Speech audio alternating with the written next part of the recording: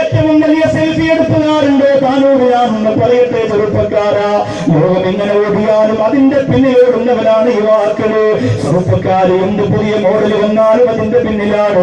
Selfie എടുക്കൽ ഹറാമെന്നല്ല നൗഷാദ് വാക്കിൽ പറയുന്നത്. ബുർജ് ഖലീഫയുടെ ഏറ്റവും താഴ്ഭാഗത്ത് നിന്നിട്ട് സെൽഫി എടുത്തപ്പോ ബുർജ് ഖലീഫയുടെ ഏറ്റവും മുകൾ ഭാഗത്ത് അഗ്രം വരെ പതിഞ്ഞിരുന്നു പോലെ സെൽഫിക്ക് അവാർഡ് കിട്ടിയപ്പോ അത് കണ്ടിട്ട് പ്രിയപ്പെട്ട ചെറുപ്പക്കാർ രംഗത്ത് വന്നതാ. ഒരു കയ്യിൽ ഇങ്ങനെ മൊബൈൽ ഫോൺ വെച്ചിട്ട് കുടുംബത്തിലെ മുഴുവനങ്ങൾ അതിന്റെ അകത്ത് പതിഞ്ഞിരിക്കുന്നത് നിന്റെ വീട് കാണുന്ന കരയിൽ പോകുന്നെങ്കിൽ ഞാനൊന്ന് പറയട്ടെ എന്റെ കുഞ്ഞുമോനെ, നിന്റെ വീട്ടിലേക്ക് നാളെ പ്രഭാതം കുട്ടി വരുമ്പോ ഒരു പായ പിരിച്ചവൻ ചെറുപ്പക്കാരാ, ഒരു പായ പിരിച്ചവൻ ചെറുപ്പക്കാരാ. എന്നിട്ട് അതിന്റെ മുകളിൽ നീയും വേറി കിടക്കണം കുഞ്ഞുമോനെ.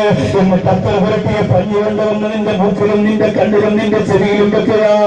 എന്നിട്ട് ചെറുപ്പക്കാരാ, ക്യാമ്പസിന്റെ അകത്ത് സുന്ദരിമാരെ സെൽഫി എടുത്ത കുഞ്ഞുമോനെ, കോളേജിന്റെ അകത്ത് കാമുകന്മാരെ സെൽഫി എടുത്ത കുഞ്ഞുമോനെ, നീ എങ്ങനെ ഒരു പായയുടെ മുകളിൽ കിടന്നിട്ട് വെള്ളപ്പിടി കൊണ്ട് നിന്റെ ശരീരം ഒന്ന് ഓടിയിട്ട് നിന്റെ മൂക്കിലും നിന്റെ കണ്ണിലും ഒന്ന് പഞ്ഞി വെച്ചിട്ട് നിന്റെ വലത്തേക്ക് നീ മൊബൈൽ വെച്ചിട്ട് ഒരു സെൽഫി എന്റെ പ്രിയപ്പെട്ട ചെറുപ്പക്കാരൻ നടക്കുക.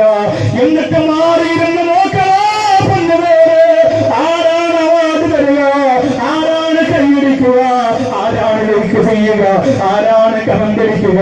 എന്നിട്ട് നീ നോക്കണം അല്ലാഹുവേ, ഇതുപോലെ എന്നാണ് റബ്ബിലാരെന്ന് കിടക്കുക, ഇതുപോലെ എന്നാണ് റബ്ബിലാരെന്ന് കിടക്കുക.